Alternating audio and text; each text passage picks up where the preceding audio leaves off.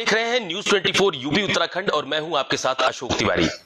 इन दिनों लोकसभा चुनाव की तैयारियां बहुत जोर शोर से चल रही हैं। पहले चरण में नामांकन की प्रक्रिया समाप्त हो चुकी है और आज से द्वितीय चरण में जिन सीटों पर चुनाव होना है वहां पर नामांकन की प्रक्रिया आज से शुरू हो रही है। लेकिन यूपी में 2 लोकसभा की सीटें ऐसी हैं जहां पर इस वक्त सबसे ज्यादा सियासी सुर्खियां बटोर रही है। अब वो क्यों बटोर रही है, इसके पीछे बहुत सारी बड़ी वजह भी है। पहली सीट है मुरादाबाद की। दरअसल मुरादाबाद सीट पर समाजवादी पार्टी ने पहले अपने सिटिंग सांसद एसटी हसन को उम्मीदवार बनाया था और एसटी हसन ने वहां से नामांकन भी किया था। लेकिन 24 घंटे के भीतर वहां पर बड़ा उलटफेर किया गया और समाजवादी पार्टी ने रुचि वीरा को समाजवादी पार्टी का उम्मीदवार बनाया और उन्हें ही अधिकृत उम्मीदवार के तौर पर नामांकन करने के लिए भेजा भी गया।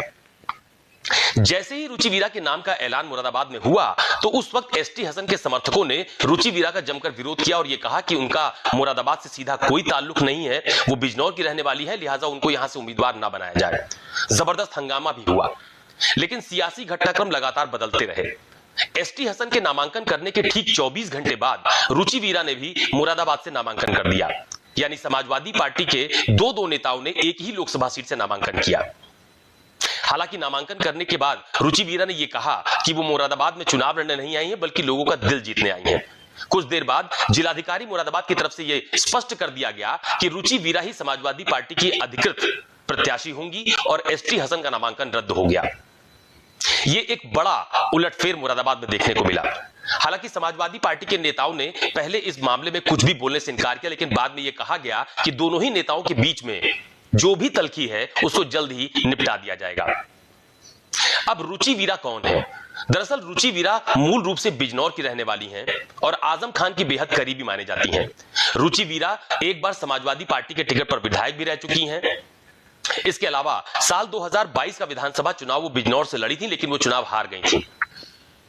बहुजन समाज पार्टी के टिकट पर रुचि वीरा लोकसभा का चुनाव भी लड़ चुकी हैं, लेकिन आजम खान की नजदीकी की वजह से ही आपको याद होगा कि अभी जब बीते दिनों अखिलेश यादव ने सीतापुर जेल में जाकर आजम खान से मुलाकात की तो उस वक्त आजम खान ने जो मुरादाबाद की सीट है वहां से रुचि वीरा के नाम की पेशकश की और यह कहा कि उनको इस सीट से चुनाव लड़वाया जाना चाहिए। लेकिन एसटी हसन के नाम पर प्रोफेसर राम गोपाल यादव और अखिलेश यादव दोनों ही सहमत थे, तो पहले एसटी हसन को टिकट दिया गया, लेकिन बाद में उलटफेर हुआ और रुचि वीरा समाजवादी पार्टी की अधिकृत उम्मीदवार भी बन गई। लेकिन अभी तक मुरादाबाद सीट पर दोनों ही उम्मीदवारों ने अपना नामांकन कर रखा है, किसी ने भी अपना नामांकन वापस नहीं किया है। अब क्योंकि रुचि वीरा समाजवादी पार्टी की अधिकृत उम्मीदवार हो चुकी हैं, लिहाजा वही लोकसभा का चुनाव लड़ने वाली है, लेकिन सियासी पेच वहां पर अभी भी फंसे हुए हैं। दूसरी लोकसभा की सीट है रामपुर की। रामपुर आजम खान का गृह जनपद है और उनका गढ़ माना जाता है। विपरीत परिस्थितियों में भी आजम खान समाजवादी पार्टी के टिकट पर वहां से चुनाव जीतते रहे हैं।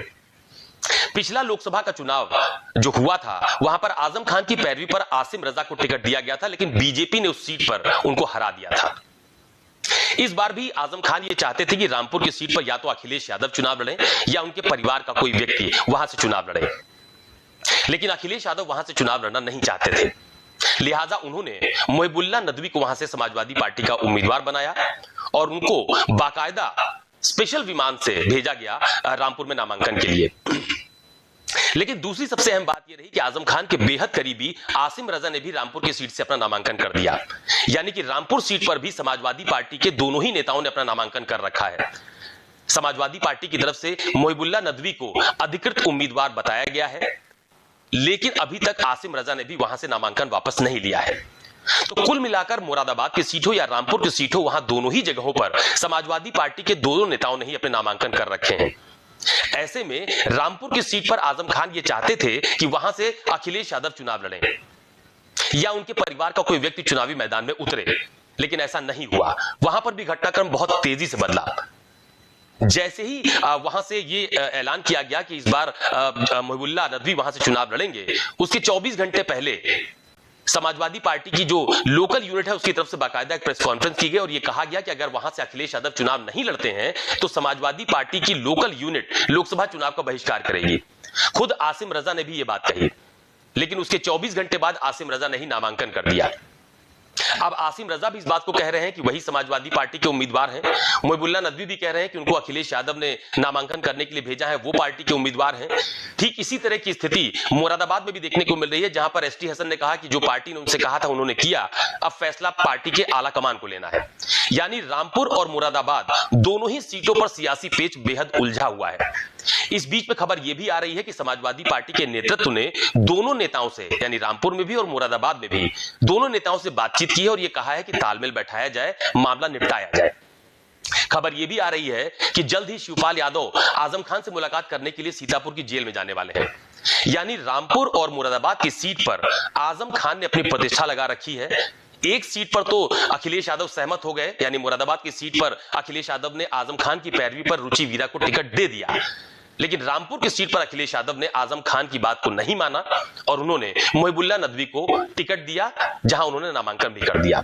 लेकिन सवाल इस बात का भी है कि क्या इन दोनों सीटों पर अगर दोनों ही समाजवादी पार्टी के नेता चुनावी मैदान में उतर जाएंगे और नाम वापसी की अंतिम तारीख तक अगर नेता अपना नाम वापस नहीं लेते हैं, तो क्या इसका नुकसान समाजवादी पार्टी को उठाना पड़ सकता है?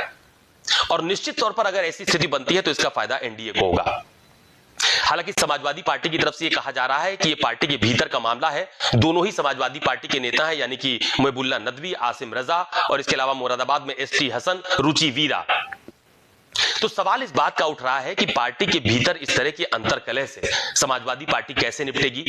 मुरादाबाद में तो अब एसटी हसन का नामांकन भी रद्द हो गया है, तो एसटी हसन का अगला कदम क्या होगा? उनके समर्थक किस दिशा में जाएंगे? क्या रुचि वीरा के साथ वो नामांकन के बाद प्रचार करते हुए दिखेंगे या उनके साथ जनसभा में एक साथ एक मंच पर नजर आएंगे? और अगर वो एक साथ एक मंच पर नजर आते हैं तो उसका फायदा भी समाजवादी पार्टी को मिलेगा। लेकिन इतना जरूर है कि उत्तर प्रदेश की 80 लोकसभा सीटों में से इन दिनों सबसे ज्यादा सुर्खियां मुरादाबाद और रामपुर की सीट बटोर रही है और अखिलेश यादव की तरफ से समाजवादी पार्टी की जो रणनीतिकार हैं, उनकी तरफ से इस मामले को निपटाने की कोशिश भी की जा रही है। तो आज फिलहाल मेरे साथ बस इतना ही। कल किसी और मुद्दे के साथ आपके सामने फिर हाजिर होऊंगा। तब तक के लिए नमस्कार।